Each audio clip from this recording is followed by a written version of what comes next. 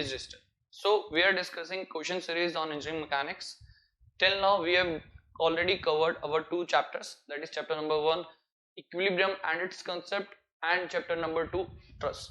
So today onwards we will be discussing chapter number 3, that is friction. Okay, so जितने भी हमने अभी तक चैप्टर डिस्कस किए, बेसिकली 2 चैप्टर डिस्कस किए, उसमें हमने न्यूमेरिकल्स किए, काफी डिफरेंट न्यूमेरिकल सॉल्व किए एंड उन न्यूमेरिकल से रिलेटेड कॉन्सेप्ट्स को काफी डिटेल में डिस्कस किया.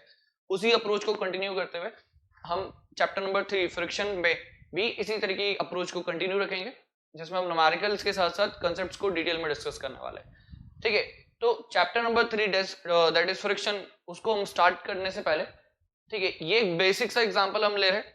ठीक है, इसी एग्जांपल के बेसिस पे हम क्या करेंगे, फर्दर क्वेश्चंस को भी देखेंगे किस तरीके से हम लिंक कर सकते हैं. एक बहुत ही बेसिक सा क्वेश्चन है मैकेनिक्स में फ्रिक्शन चैप्टर का, बट इसी में हम काफी डिफरेंट क्वेश्चंस को भी जानने की कोशिश करेंगे कि कितने अलग तरीके से क्वेश्चन पूछा जा सकता है इसी सिंपल केस से. ठीक है, इसी मतलब क्वेश्चन एक ही है बट इससे फर्दर डिफरेंट टाइप्स के क्वेश्चंस कैसे बन सकते हैं उसको भी डिस्कस करेंगे.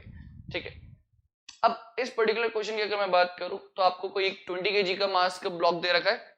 ठीक है, फोर्स 80 न्यूटन का लग रहा है, 30 डिग्री इंक्लाइंड है वो विद रिस्पेक्ट टू हॉरिजॉन्टल. ठीक है, बाकी डायमेंशंस दिए हैं आपको ब्लॉक के. ठीक है, हमें बताना है determine if it remains in equilibrium, हमें पता लगाना है कि ये इक्विलिब्रियम में रहेगा या नहीं. ठीक है, अब एक चीज समझना, इक्विलिब्रियम बोल रहा है, ठीक है, कंप्लीटली इक्विलिब्रियम में कब रहेगा ये, जब ये अपनी जो पोजीशन है उसी में रहे, मतलब इसमें कोई भी किसी भी तरीके का मोशन इन्वॉल्व ना हो. इस पर्टिकुलर क्वेश्चन में इक्विलिब्रियम की बात हो रही है, तो मतलब क्या है, इस ब्लॉक का किसी भी तरीके से कोई भी मोशन इन्वॉल्व नहीं होना चाहिए. ठीक है, बट इन जनरल सेंस आपको क्या लग रहा है, यार एक फोर्स 80 न्यूटन का इंक्लाइंड है, डेफिनेटली इसका एक हॉरिजॉन्टल एंड एक वर्टिकल कंपोनेंट होगा. कहीं ना कहीं इसका जो हॉरिजॉन्टल कंपोनेंट है ब्लॉक को ट्रांसलेट करा सकता है, एक ये पॉसिबिलिटी है. दूसरा एक और इंपॉर्टेंट चीज जो जनरली मिस कर देते हैं हम मैक्सिमम टाइम, वही हॉरिजॉन्टल फोर्स इस ब्लॉक को टिप भी करा सकता है. सपोज ये ब्लॉक आपका ऐसा है, हॉरिजॉन्टल प्लेन पे रखा हुआ है, ये जो हॉरिजॉन्टल फोर्स है इस ब्लॉक पे लग रहा है, कहीं ना कहीं चांसेस है कि वो ब्लॉक को ऐसे टिप कर दे. रोटेशनल टेंडेंसी है. क्यों, अगर हॉरिजॉन्टल फोर्स यहाँ पे लग रहा है, इसके अबाउट अगर मैं मोमेंट कंसीडर करूं तो कहीं ना कहीं एक रोटेशनल टेंडेंसी है इस फोर्स की अबाउट दिस पर्टिकुलर पॉइंट. अगर मैं यहाँ पे मोमेंट कंसीडर करूं चाहे यहाँ पे कंसीडर करूं, तो एक रोटेशनल टेंडेंसी है, एक मोमेंट है. तो मुझे ये भी चेक करना है, कि यहाँ पे कहीं भी रोटेशन के चांसेस नहीं होने चाहिए. अगर रोटेशन के चांसेस हैं तो मतलब बॉडी इक्विलिब्रियम में नहीं है.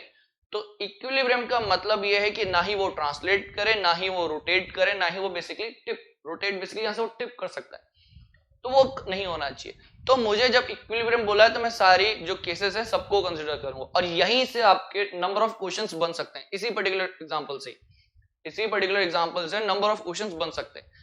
ठीक है, तो मुझे पूरा इस बात को इंश्योर करना है कि ये इक्विलिब्रियम में होना चाहिए. ठीक है, अच्छा, एक सबसे बड़ी जो मिस्टेक होती है जनरली इन क्वेश्चंस को सॉल्व करते वक्त, वो क्या होता है, अगर मैं इसका नॉर्मल रिएक्शन पूछूं तो normal reaction generally exactly centroid पे बना देते, जो कि गलत है. गलत है. क्योंकि जो नॉर्मल रिएक्शन के जो लोकेशन होगा वो कहां से डिसाइड होगा, मोमेंट इक्विलिब्रियम से. आपको बेसिकली लोकेशन फाइंड आउट करना पड़ेगा कि नॉर्मल रिएक्शन कहां, सेंट्रॉइड में लग रहा है कि राइट या लेफ्ट, कहां लग रहा है, ये चीज को आइडेंटिफाई करना पड़ेगा. क्योंकि आप डायरेक्टली कभी नहीं बोल सकते कि जो नॉर्मल रिएक्शन एग्जैक्टली सेंटर पे लगेगा, बिल्कुल नहीं.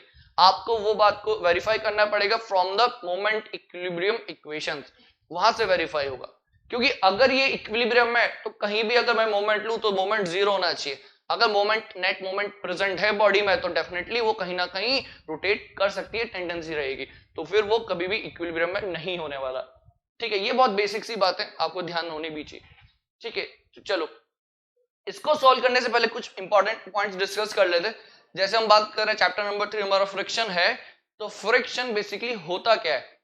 ठीक है, फ्रिक्शन होता क्या है, इस पॉइंट पे आ जाते हैं. सबसे पहले तो फ्रिक्शन बेसिकली क्या करता है, आपका रिलेटिव मोशन की जो टेंडेंसी होती है उसको अपोज करता है. क्या करता है friction, it opposes the relative, याद रखना word relative is most important in this line. friction opposes the relative tendency of motion when two contacting surface tries to move with respect to each other. जब दो contacting surface एक दूसरे के respect में move कर रहे हैं तो हमेशा friction relative motion को oppose करेगा. It always opposes the relative motion when two contacting surface move with respect to each other. ठीक है, जब दो कॉन्टैक्टिंग सरफेस एक दूसरे के रिस्पेक्ट में मूव करने की कोशिश कर रही हैं तो फ्रिक्शन हमेशा रिलेटिव मोशन को अपोज करता है. Relative word is most important here. ठीक है, रिलेटिव मोशन को अपोज करता है. ठीक है, ये तो बात समझ में आ गया फ्रिक्शन क्या होता है. ठीक है, आपने फ्रिक्शन से रिलेटेड फॉर्मूला पढ़ा होगा. ठीक है, फ्रिक्शन से रिलेटेड आपने एक फॉर्मूला पढ़ा होगा F = mu × n. ठीक है, ये फॉर्मूला आपको अच्छे से स्कूल लेवल से आप पढ़ते हैं. ठीक है, बट ये फॉर्मूला अप्लाई कब होता है, इसकी वैलिडिटी क्या है, किस कंडीशंस पे आप इस फॉर्मूले को लगा सकते हो, ये पता होना बहुत जरूरी है. ये पता होना बहुत जरूरी है. ठीक है, तो इन पॉइंट्स पे भी हम डिस्कशन करेंगे कैसे हम इस फॉर्मूले को अप्लाई करना है हमें और क्या कंडीशंस होने वाली, कब इसे अप्लाई करेंगे. ठीक है, एक एग्जांपल ले लेते हैं. ठीक है, इस क्वेश्चन को सॉल्व करने से पहले कुछ एग्जांपल कंसीडर कर लेंगे जिससे हमारा जो बेसिक है फ्रिक्शन का वो क्लियर हो जाए. ठीक है, सपोज सिंपली एक ब्लॉक है, हॉरिजॉन्टल प्लेन में रखा है. ठीक है, इस पे कोई फोर्स लगा रहे हैं P. ठीक, तो तीन डिफरेंट केस कंसीडर करना है. यहाँ पे हम तीन डिफरेंट केस कंसीडर करें जिससे आपको सारी क्लैरिटी हो जाएगी किस तरीके से बेसिकली हमारा लगने वाला है. P, Q and this is R. ठीक है, सेम ब्लॉक है, सेम हॉरिजॉन्टल सरफेस है, कोफिशिएंट ऑफ फ्रिक्शन तीनों केस में सेम है. ठीक है, अब एक चीज, ब्लॉक सेम है तो डेफिनेटली यहाँ पे इसमें जो इसका जो सेल्फ वेट होगा वो सेम रहने वाला है. ठीक है, ठीक है, ये चीज same block, same coefficient of friction in all three cases. P, Q, R different forces लग रहे. सपोज देखो, आपको ये चीज ध्यान होना चाहिए जो हम फॉर्मूले की बात कर रहे थे, friction force = mu × n. Basically ये आपका जो फ्रिक्शन फोर्स है ये मैक्सिमम फ्रिक्शन फोर्स जो डेवलप हो सकता है बिटवीन टू कॉन्टैक्टिंग सरफेस वो इस फॉर्मूले से निकलता है.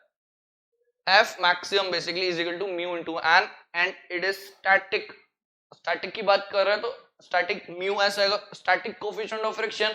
अगर डायनामिक केस होगा तो डायनामिक कोफिशिएंट ऑफ फ्रिक्शन. ठीक है, या फिर जनरली काइनेटिक वर्ड भी यूज किया जाता है. ठीक है, तो बेसिकली ये जो फॉर्मूला है ये फॉर्मूला कब एप्लीकेबल है, फॉर द मैक्सिमम केस, जब फ्रिक्शन का वैल्यू मैक्सिमम होगा. जब क्या फ्रिक्शन का वैल्यू मैक्सिमम होने वाला है. अच्छा, अब जैसे आपने बोला फ्रिक्शन का वैल्यू मैक्सिमम होगा तब आप इस फॉर्मूले को अप्लाई कर सकते हो. ठीक है, अच्छा इससे कम होगा तो नहीं अप्लाई कर सकते. ठीक है, ये चीज ध्यान रखना. ये कब एप्लीकेबल है, जब आपका मैक्सिमम फ्रिक्शनल फोर्स लगेगा. और जब मैक्सिमम फ्रिक्शनल फोर्स लगेगा वो जो कंडीशन होने वाली है वो कंडीशन किस तरीके से डिफाइन होगी कि अगर देखो मैक्सिमम फ्रिक्शनल फोर्स है मतलब इतना वैल्यू, यहां पे जब इसे आप कैलकुलेट करोगे नॉर्मल डायरेक्शन के साथ कोफिशिएंट ऑफ स्टैटिक फ्रिक्शन का मल्टीप्लाई करोगे कुछ वैल्यू मिलेगा इसको सॉल्व करने के बाद. अगर इस वैल्यू से ज्यादा फोर्स है तो डेफिनेटली बॉडी मूव कर जाएगी. बट अगर इस वैल्यू से कम फोर्स अप्लाई हो रहा है तो बॉडी मूव नहीं करने वाली है. बॉडी मूव नहीं करने वाली. और अगर जो फोर्स लग रहा है वो इसी वैल्यू के बराबर है तो उस पर्टिकुलर केस को हम बोलते हैं इंपेंडिंग मोशन. मतलब वो ऐसी कंडीशन है जिसमें ब्लॉक क्या है, eight the verge of motion. Eight the verge of motion. ठीक है, eight the verge of motion. तो आपको बस तीन केसेस ध्यान रखने हैं जब, ठीक है, इस पर्टिकुलर बॉडी के लिए suppose F max = mu × n. और पहला केस मैं कंसीडर कर रहा हूं कि P is less than F maximum. ठीक है, and Q = F maximum. And third case is R is greater than F maximum.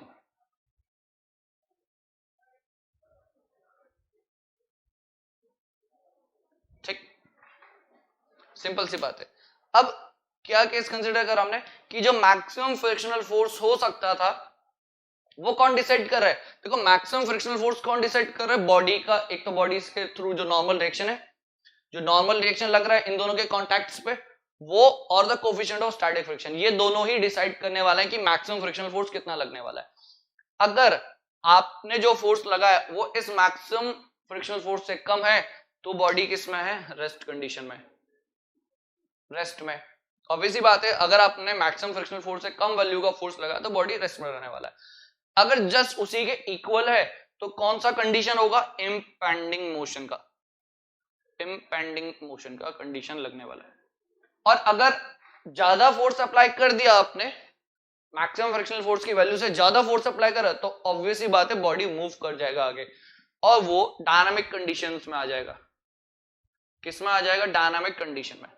ठीक है, रेस्ट कब होगा, जब मैक्सिमम फ्रिक्शनल वैल्यू से कम वैल्यू का फोर्स लगा है। ठीक है, और जब उसके बराबर लगेगा तो impending motion, impending motion that is at the verge of motion, that is just about to move, just about to move वाली कंडीशन। ठीक है अभी भी रेस्ट में, ध्यान रखना इंपेंडिंग मोशन जो है कंडीशन वो है अभी भी रेस्ट में, बस हल्का सा आपने थोड़ा सा भी मॉडिफाई कर दिया आपने फोर्स को पॉजिटिव साइड, मतलब आपने क्यू का वैल्यू थोड़ा सा आपने बढ़ाया, इंक्रीज करा मैक्सिमम फ्रिक्शनल फोर्स के रेस्पेक्ट में, तो बॉडी मूव कर जाएगा। इंपेंडिंग मोशन लिखा है, मोशन से मत समझ लेना कि मूव कर रहा है। Impending motion is the condition at which body is just about to move, move नहीं कर रहा है, it is just about to move वाली कंडीशन में, that is at the verge of motion, motion नहीं हो रहा है तो ये भी इक्विलिब्रियम रेस्ट कंडीशन में, एंड इस केस में तो डेफिनेटली वो मूव कर रहा है आगे की तरफ। ठीक है, तो यहाँ पे static coefficient of friction apply नहीं होता, वहां पे आएगा आपका dynamic coefficient of friction, dynamic coefficient of friction. ठीक है, और जब आप अप्लाई करोगे तो किस तरीके से, सिंपली आपका कोएफिशिएंट ऑफ फ्रिक्शन चेंज हो जाता है, that is k into n, mu k into n, that is kinetic coefficient of friction. Okay, तो बेसिकली तीन केस है आपके पास, आपको बस केस आइडेंटिफाई करना है जो आपको क्वेश्चन में दिया है। कैसे आइडेंटिफाई करोगे, देखो आप क्या करो, सबसे पहले तो इसका वैल्यू निकाल लो, आपको कोई भी बॉडी दी है, नॉर्मल रिएक्शन निकाल सकते हो। अच्छा, हमेशा ध्यान रखना, हमेशा ध्यान रखना, जब भी दो बॉडी कॉन्टैक्ट्स में आती है तो ऑब्वियसली बात है दो कॉन्टैक्टिंग सरफेस का कॉन्टैक्ट हो रहा है, दो सरफेस कॉन्टैक्ट में तो कॉन्टैक्टिंग सरफेस का कॉन्टैक्ट हो रहा है, और जहां पे भी कॉन्टैक्टिंग सरफेस का कॉन्टैक्ट होगा वहां पे दो फोर्सेस एक्ट करते हैं, दैट इज एक तो नॉर्मल फोर्स और एक tangential force. Normal force basically our normal reaction, and tangential जो लग रहा है वो क्या है, फ्रिक्शन फोर्स है। वो क्या फ्रिक्शन फोर्स, आपको याद होगा जब हमने चैप्टर नंबर 1 पढ़ा था उसमें हमने डिस्कस किया था, अगर सरफेस स्मूथ होता है तो एक ही फोर्स लगने वाला है, that is the normal force, और वही आपका रिएक्शन नॉर्मल रिएक्शन होता है। बट अगर सरफेस रफ है तो आपका क्या, एक तो नॉर्मल रिएक्शन भी लगेगा और साथ साथ टेंजेंशियल फोर्स भी लगेगा, and that tangential force is our friction. ठीक है, तो जब भी दो कॉन्टैक्टिंग सरफेस का कॉन्टैक्ट होगा, जहां भी दो सरफेस कॉन्टैक्ट में आएंगी, सिंपल सी बात, जब भी दो सरफेस कॉन्टैक्ट में आएंगी एक लगेगा नॉर्मल रिएक्शन, दूसरा लगेगा tangential force, and that tangential force is our friction force. ठीक है, आप क्या करोगे केस आइडेंटिफाई करने के लिए, सबसे पहले इस फॉर्मूले की हेल्प से मैक्सिमम फ्रिक्शनल फोर्स का वैल्यू कैलकुलेट करोगे। ठीक है, सिंपल सी बात है, आपको बस ये देखना है, अगर इसका वैल्यू अप्लाइड फोर्स से कम है तो बॉडी मूव कभी करेगी ही नहीं। अच्छा, बट इस केस में तो आपको फ्रिक्शन फोर्स का वैल्यू पता चल गया, इस केस में भी पता चल गया, इस केस में तो आपको नहीं पता ना फ्रिक्शन फोर्स का वैल्यू, इस केस में फ्रिक्शन फोर्स का वैल्यू नहीं पता आपको, कैसे निकालोगे, याद रखना ये मैक्सिमम फ्रिक्शनल फोर्स है। अगर मैं इस केस में बोलूं कि कितना फ्रिक्शनल फोर्स लग रहा होगा तो कैसे निकालोगे, by directly applying the equilibrium equations. Rest condition में समेशन fx, फोर्सेस का समेशन अलोंग हॉरिजॉन्टल डायरेक्शन 0 करोगे तो इजीली आपको वहां से फ्रिक्शन फोर्स का वैल्यू मिल जाएगा। ठीक है, याद रखना ये जो फोर्स है it is the maximum frictional force, यहाँ पे कोई मैक्सिमम फ्रिक्शनल फोर्स नहीं लग रहा है, उससे कम लग रहा है, बट कितना कितना लग रहा है उसके लिए आप इक्विलिब्रियम इक्वेशंस को अप्लाई कर सकते हो, इक्विलिब्रियम इक्वेशंस को अप्लाई कर सकते हो। ठीक है, तो आई थिंक क्लियर हो गया होगा, rest, impending motion and dynamic condition तीन इंपॉर्टेंट केसेस है फ्रिक्शन के, तो आपको इनका क्लैरिटी होना चाहिए। ठीक है, आई होप आपको क्लियर हो गया होगा। अब जो नेक्स्ट हमें जो देखना है, ठीक है, तो बेसिक सी बात हो गई कि कैसे फ्रिक्शन आप सॉल्व करोगे। ठीक है, ये सब केसेस आपको हमेशा पता भी होने चाहिए, और हमेशा ध्यान रखना है मैक्सिमम फ्रिक्शनल फोर्स। ठीक है, इस केस में आपको फाइंड आउट करना है कि फ्रिक्शन फोर्स एक्चुअल में कितना एक्ट कर रहा है, तो आप क्या करोगे, सिंपली इक्विलिब्रियम इक्वेशन अप्लाई कर सकते। ठीक है, चलो ये तो चलो हमें चीजें समझ में आ गई कि कैसे हमें सॉल्व करना है। अब अगर मैं बात करूं इस पर्टिकुलर क्वेश्चन की, देखो इक्विलिब्रियम के बारे में पूछा है कि इक्विलिब्रियम में रहेगा कि नहीं रहेगा ब्लॉक, तो सबसे पहले इक्विलिब्रियम इक्वेशंस अप्लाई कर लेते हैं, ठीक है, इक्विलिब्रियम इक्वेशंस अप्लाई कर लेते हैं, ठीक है। इस ब्लॉक के बारे में बोला है तो देखो इंजीनियरिंग मैकेनिक्स का सबसे पहला कोई भी क्वेश्चन सॉल्व करना है, फ्री बॉडी डायग्राम बनाना है, ड्रॉ फ्री बॉडी डायग्राम, ठीक है। ये आपका बस block,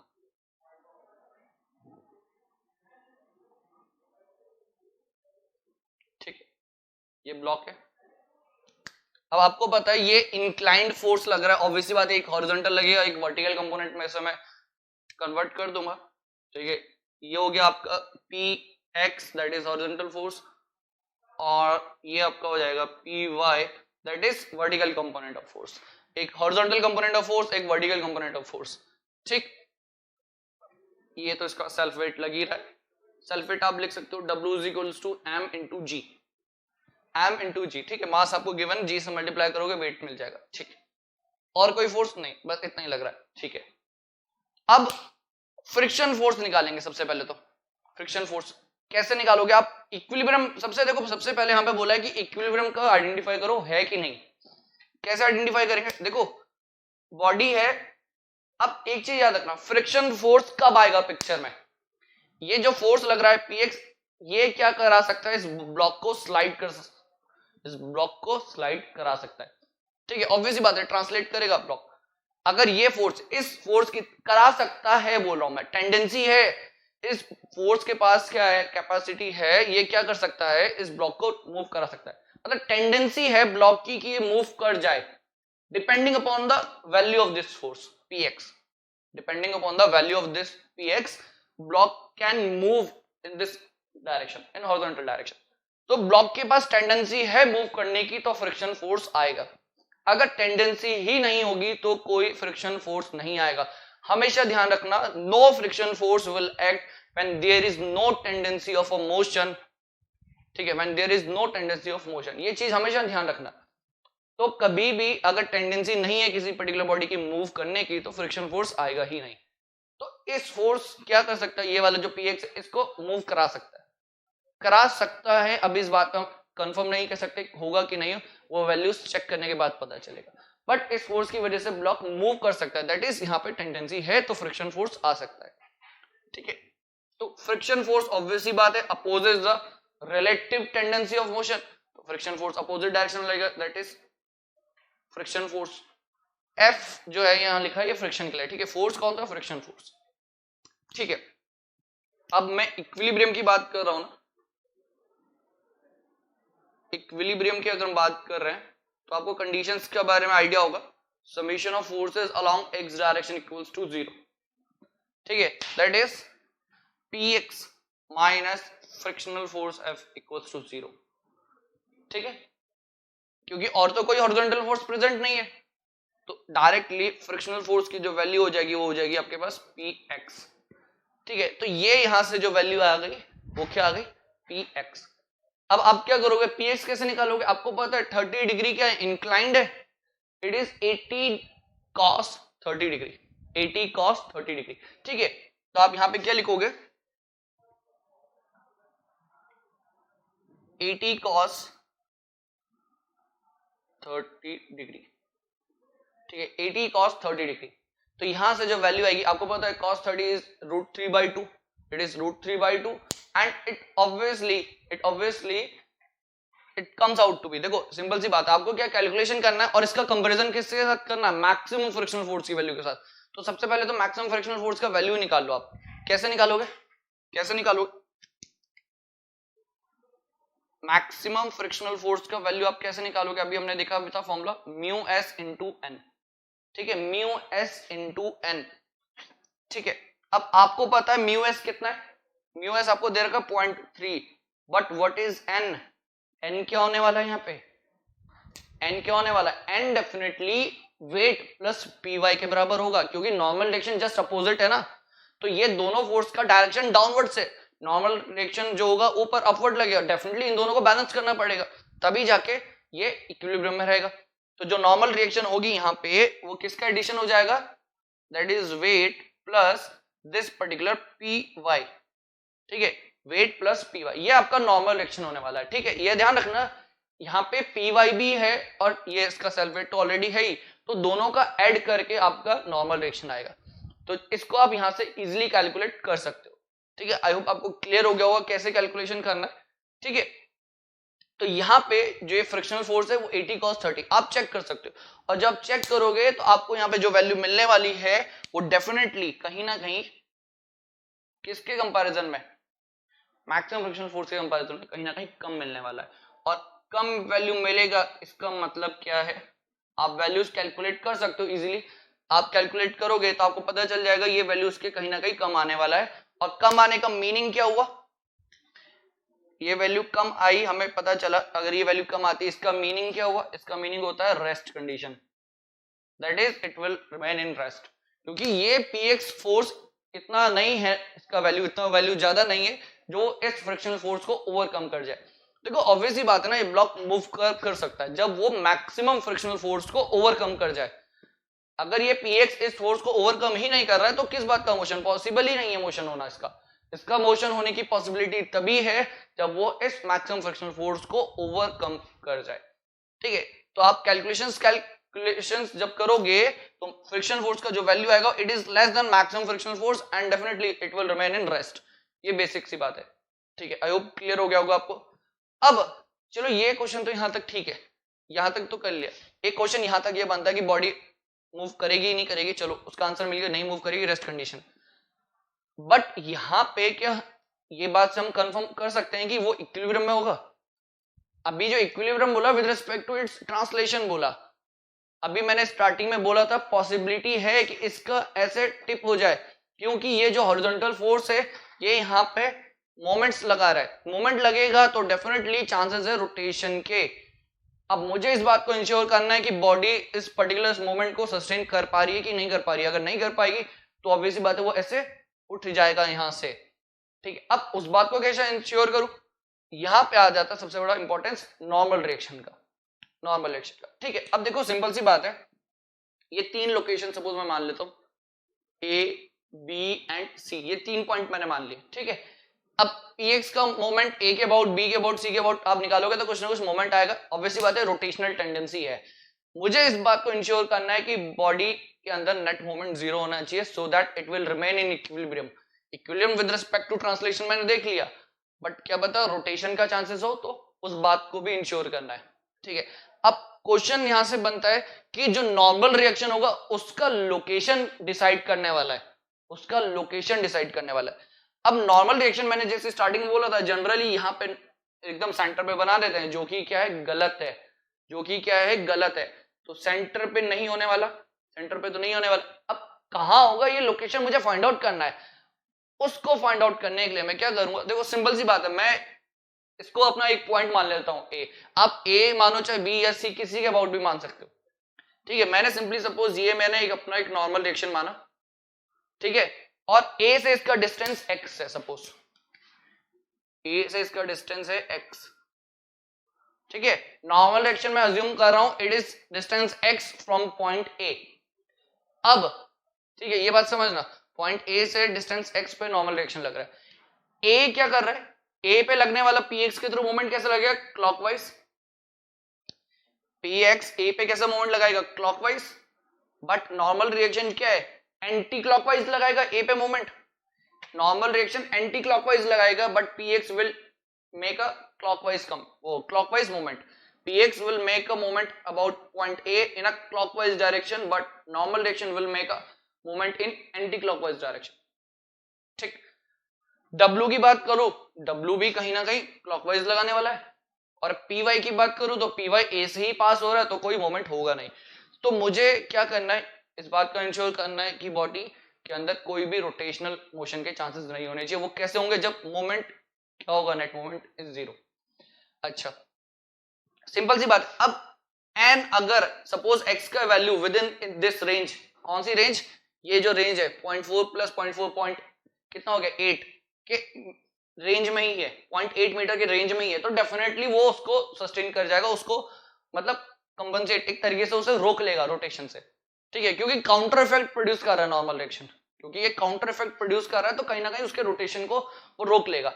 but in a case suppose x का लोकेशन इस 0.8 जो मीटर की रेंज है, जो 0.8 मीटर की जो रेंज है, इससे बाहर आता है तो डेफिनेटली बॉडी विल रोटेट। और क्वेश्चन यहां से बन सकता है कि whether this body will tip और नॉट, टिप और नॉट। बेसिकली क्या है, ये यहां से ऐसे उठेगी कि नहीं उठेगी, ये क्वेश्चन बन सकता है। और ये क्वेश्चन कैसे निकालोगे, इस तरीके से मोमेंट इक्विलिब्रियम से। या क्वेश्चन को इस तरीके से फ्रेम किया जा सकता है कि find the location of normal reaction, location निकालना है नॉर्मल रिएक्शन का। देखो ये सब बेसिक सी चीज आप स्कूल लेवल से करते आए हो, but how to find out the location of normal.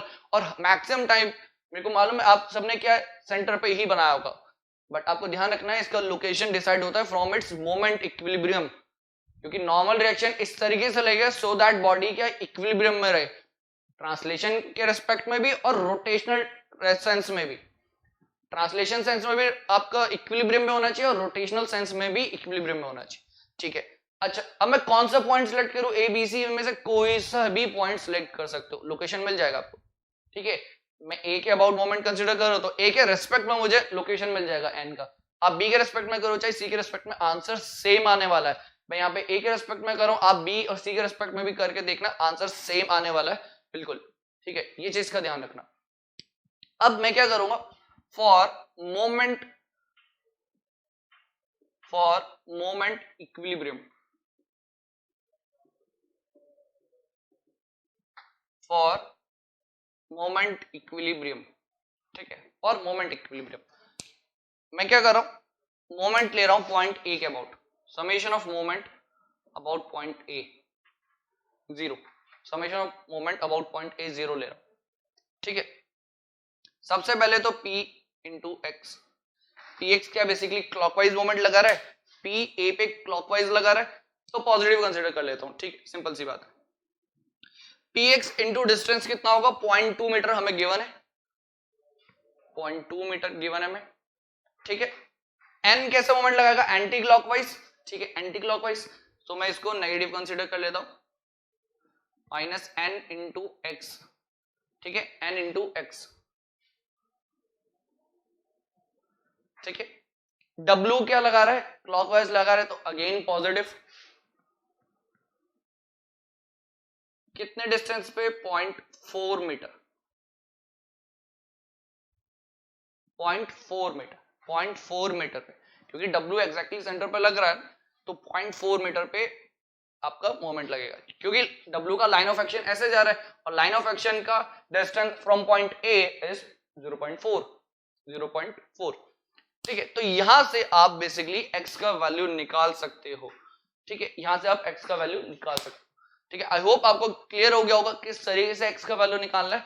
मैं आपको यहाँ पे फाइनली आंसर बता देता हूँ, x का वैल्यू आएगा आपके पास यहाँ पे 0.39092 मीटर, ठीक है, 0.39092 मीटर आपका आने वाला है। तो डेफिनेटली आपको n का लोकेशन पता चल गया यहाँ से फ्रॉम द मोमेंट इक्विलिब्रियम्स।